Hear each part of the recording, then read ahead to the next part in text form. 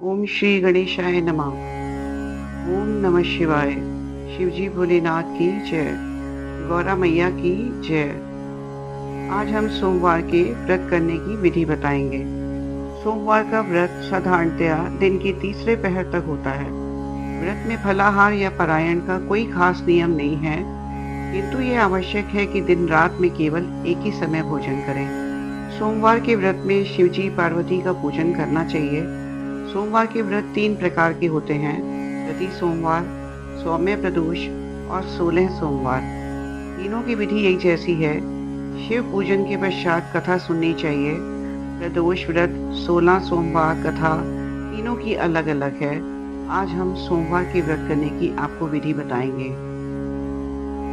सर्वप्रथम शिवलिंग को आप पंचामृत से स्नान करवाइए।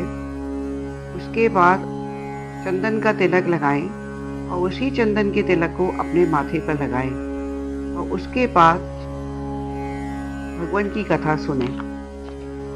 सोमवार व्रत कथा इस प्रकार है। एक बहुत धनवान साहूकार था, जिसके घर धन आदि किसी प्रकार की कमी नहीं थी, परंतु उसको एक दुख था कि उसके कोई पुत्र नहीं था। वह इसी चिंता में रात दिन रहता था। वह पुत्र की कामना के लिए प्रति सोमवार को शिव जी का व्रत और पूजन किया करता था तथा संध्या काल को शिव मंदिर में जाकर शिव जी के श्री विग्रह के सामने दीपक जलाता था। उसके इस भक्ति भाव को देखकर एक समय श्री पार्वती जी ने शिवजी महाराज से कहा, महाराज, ये साहूकार आपका अनन्य भक्त है और सदैव आपका व्रत और पूजन बड़ी श्रद्धा से करता है। इसकी मनोकामना पूर्ण करनी चाहिए। शिवजी ने कहा, हे पार्वती, ये संसार कर्म क्षेत्र है। जैसे किसान खेत में जैसा बीज बोता है वैसा ही फल काटता है, उसी तरह इस संसार में जैसा कर्म करते हैं वैसा ही फल भोगते हैं। पार्वती जी ने अत्यंत आग्रह से कहा, महाराज, जब ये आपका अनन्य भक्त है और इसको अगर किसी प्रकार का दुख है तो उसको अवश्य दूर करना चाहिए, क्योंकि आप सदैव अपने भक्तों पर दयालु होते हैं और उनके दुखों को दूर करते हैं। यदि आप ऐसा नहीं करेंगे तो मनुष्य आपकी सेवा और व्रत क्यों करेंगे? पार्वती जी का ऐसा आग्रह देखकर शिवजी महाराज कहने लगे, हे पार्वती, इसके कोई पुत्र नहीं है, इसी चिंता से ये अति दुखी रहता है। इसके भाग्य में पुत्र ना होने पर भी मैं इसको पुत्र की प्राप्ति का वर देता हूँ, परंतु यह पुत्र केवल 12 वर्ष तक जीवित रहेगा। इसके पश्चात वह मृत्यु को प्राप्त हो जाएगा। इससे अधिक मैं और कुछ इसके लिए नहीं कर सकता। यह सब बातें साहूकार सुन रहा था। इससे उसको ना कुछ प्रसन्नता हुई और ना ही कुछ दुख हुआ। वह पहले जैसा ही शिवजी महाराज का व्रत और पूजन करता रहा। कुछ काल व्यतीत हो जाने पर साहूकार की स्त्री गर्भवती हुई। 10वें महीने उसके गर्भ से अति सुंदर पुत्र की प्राप्ति हुई। साहूकार के घर में बहुत खुशी मनाई गई, परंतु साहूकार ने उसकी केवल 12 वर्ष की आयु जानकर कोई अधिक प्रसन्नता प्रकट नहीं की और ना ही किसी को भेद बताया। जब वह बालक 11 वर्ष का हो गया तो उस बालक की माता ने उसके पिता से विवाह आदि के लिए कहा, तो वह साहूकार कहने लगा, अभी मैं इसका विवाह नहीं करूंगा, अपने पुत्र को काशी जी पढ़ने के लिए भेजूंगा। साहूकार ने अपने साले अर्थात बालक के मामों को बुलाकर उसको बहुत सा धन देके कहा, तुम इस बालक को काशी जी पढ़ने के लिए ले जाओ और रास्ते में जिस स्थान पर भी जाओ यज्ञ करते और ब्राह्मणों को भोजन कराते जाओ। वे दोनों मामा भांजे यज्ञ करते ब्राह्मणों को भोजन कराते जा रहे थे। रास्ते में उनको एक शहर पड़ा। उस शहर में राजा की कन्या का विवाह था। दूसरे राजा का लड़का जो विवाह कराने के लिए बारात लेकर आया था, वह एक आंख से काना था। उसके पिता को इस बात की बड़ी चिंता थी कि कहीं वर को देखकर कन्या के माता पिता विवाह में किसी प्रकार की अड़चन पैदा ना कर दें। इस कारण जब उसने अति सुंदर सेठ की लड़के को देखा तो मन में विचार किया, क्यों न दरवाजे के समय इस लड़के से वर का काम करा लिया जाए।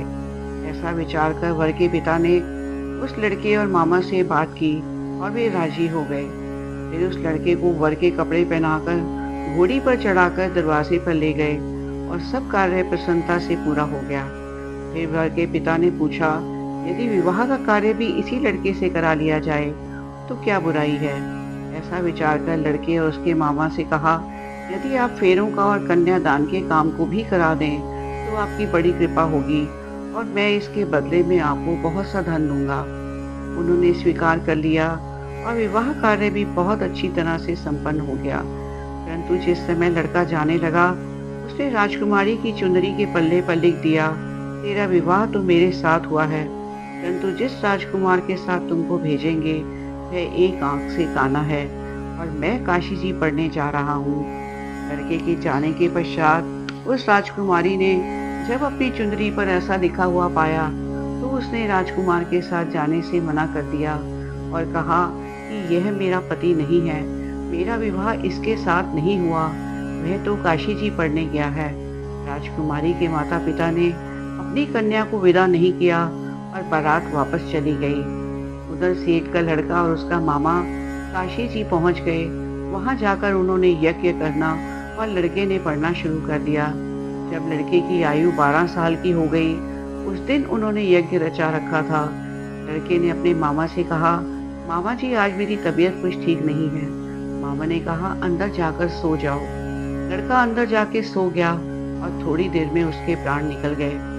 जब उसके मामा ने आकर देखा वह मुर्दा पड़ा है, उसको बड़ा दुख हुआ और उसने सोचा अगर मैं अभी रोना पीटना मचा दूंगा तो यज्ञ का कार्य अधूरा रह जाएगा। अतः उसने जल्दी से यज्ञ का कार्य समाप्त कर ब्राह्मणों के जाने के बाद रोना पीटना आरंभ किया। संयोगवश उसी समय शिव पार्वती जी उधर से जा रहे थे।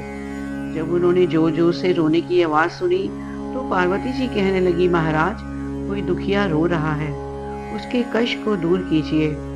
जब शिव पार्वती पास जाकर देखते हैं तो वहाँ एक लड़का मुर्दा पड़ा था। पार्वती जी कहने लगी, महाराज यह तो उसी सेठ का लड़का है जो आपके वरदान से हुआ था।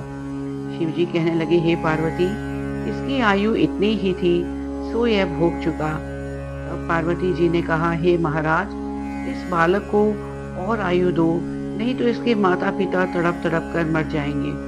पार्वती जी के बार बार आग्रह करने पर शिव जी ने उसको जीवन वरदान दिया और शिव जी महाराज की कृपा से लड़का जीवित हो गया। शिव पार्वती कैलाश पर्वत चले गए। तब वह लड़का और मामा उसी प्रकार यज्ञ करते तथा ब्राह्मणों को भोजन कराते अपने घर की ओर चल पड़े। रास्ते में उसी शहर में आए जहाँ उसका विवाह हुआ था। वहाँ पर आकर उन्होंने यज्ञ आरंभ कर दिया तो उस लड़के के ससुर ने उसको पहचान लिया और अपने महल में ले जाकर उसकी बड़ी खातिर की। साथ ही बहुत दास दासियों सहित आदर पूर्वक लड़की और जमाई को विदा किया। जब वे अपने शहर के निकट आए, मामा ने कहा, पहले तुम्हारे घर जाकर खबर करके आता हूँ। लड़के के मामा घर पहुंचा। लड़के के माता पिता घर की छत पे बैठे थे। प्रण कर रखा था, यदि हमारा पुत्र सकुशल लौट आया तो हम राजी खुशी नीचे आएंगे, नहीं तो छत से गिरकर अपने प्राण खो देंगे। इतने में उस लड़के के मामा ने आकर समाचार दिया, आपका पुत्र आ गया है। उनको विश्वास नहीं आया। उसके मामा ने शपथ पूर्वक कहा, आपका पुत्र अपनी स्त्री के साथ बहुत सारा धन साथ लेकर आया है। तो सेठ ने आनंद के साथ उनका स्वागत किया, बड़ी प्रसन्नता के साथ रहने लगे। इसी प्रकार से जो भी सोमवार के व्रत को धारण करता है अथवा इस कथा को पढ़ता या सुनता है, उसकी समस्त मनोकामनाएं पूर्ण होती हैं। शिव जी भोलेनाथ हर किसी की मनोकामना को पूर्ण करते हैं। इस व्रत को जो भी अच्छी नीयत से, अच्छी भक्ति से दिल लगाकर करता है, उसकी सभी मुरादें शिव जी पूरा करते हैं। और शिव जी भोलेनाथ की जय, गौरा मैया की जय। आरती करत जनक कर जोरे, बड़े भाग्य राम जी घर आए मोरे। जीत स्वयंवर धनुष चढ़ाए, सब भूषण के गर्भ मिटाए। तोरी बिना किए दुई खंडा, रघुकुल हर्ष रावण मन शंका। आई है लिए संग सहेली, हर्षी निरखवर माला मेली। गज मोतियन के चौक पुराए, कनक कलश भरी मंगल गाए। कंचन थार कपूर की बाती, सुर नर मुनिजन आए बराती। हिरत भावरी बाजा बाजे, सिया सहित रघुवीर विराजे। धनी धनी राम लखन दो भाई, धनी धनी दशरथ कुशल्या माई। राजा दशरथ जनक विदेही, भरत शत्रुघ्न परम स्नेही।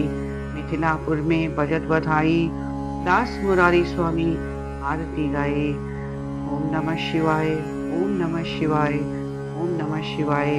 कथा के बाद नमः शिवाय, नमः शिवाय, नमः शिवाय का 108 बार जाप कीजिए। सुबह और शाम शिवलिंग के आगे दिया की आरती कीजिए। आपकी सभी मनोकामनाएं पूरी हो। ओम शिव जी भोलेनाथ की जय। गौरा मैया की जय।